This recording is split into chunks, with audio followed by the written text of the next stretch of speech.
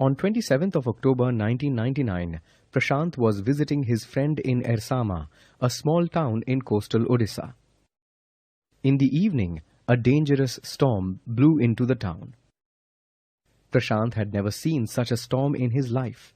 Furious winds and continuous rains raged around the house. They could hear trees crashing to the ground and screams of people as the storm blew away their houses. The friend's house was made of bricks and mortar. It was strong enough to stand against the wind. But it could not prevent the family's terror as trees fell on the house, cracking the roof and walls. For 36 hours, the storm raged around the house. Water entered their house. The household took to the roof to escape the water flooding inside the house. 46 hours later, it was the first time Prashant saw the devastation left in the wake of the cyclone. Brown water covered everything. There were dead bodies of animals and people floating in the water. Trees were scattered among the bodies. Not a single house was left standing. The next 2 days, the family and Prashant lived on the roof. Prashant, throughout the time, worried about his family back home.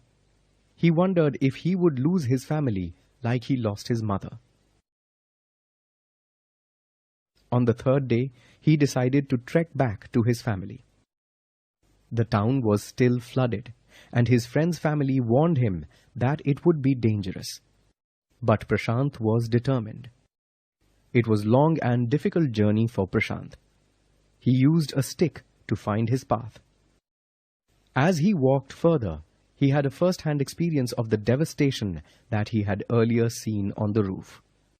He was disturbed by the bodies he had to push aside as he made his way through the water. These sights also made him feel helpless. He was sure his family had met the same fate as the bodies in the water. When he reached his village, Kalikuda, Prashant was terrified to find his house destroyed. There was no one in sight. He decided to go to the nearby Red Cross shelter to search for them. As he entered the shelter, he saw his maternal grandmother. His grandmother rushed to him, crying.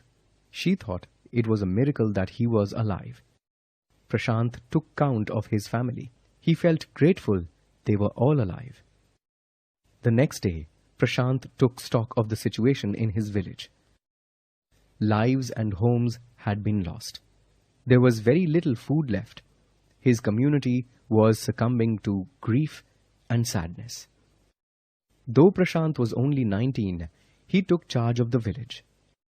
He organized a youth group to get rice from the local merchant and distribute it to the survivors. Next, he organized volunteers to clean the shelters and tend to injuries. 5 days later, on the 5th day, a helicopter dropped a few food parcels. When it didn't return, the youth volunteers collected empty utensils. They had young boys lie on the ground with empty utensils on their bellies. This message got through to the helicopters and relief came frequently thereafter. There were also many children orphaned by the cyclone.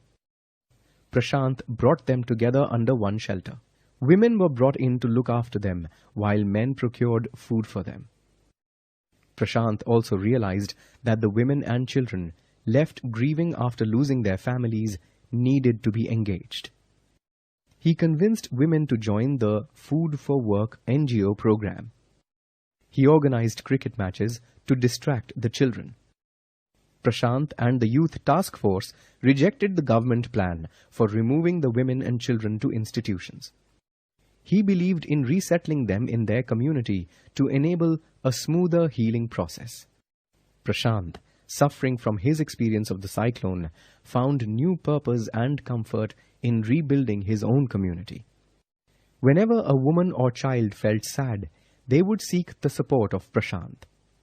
His efforts show how a crisis can bring about heroism even in ordinary people.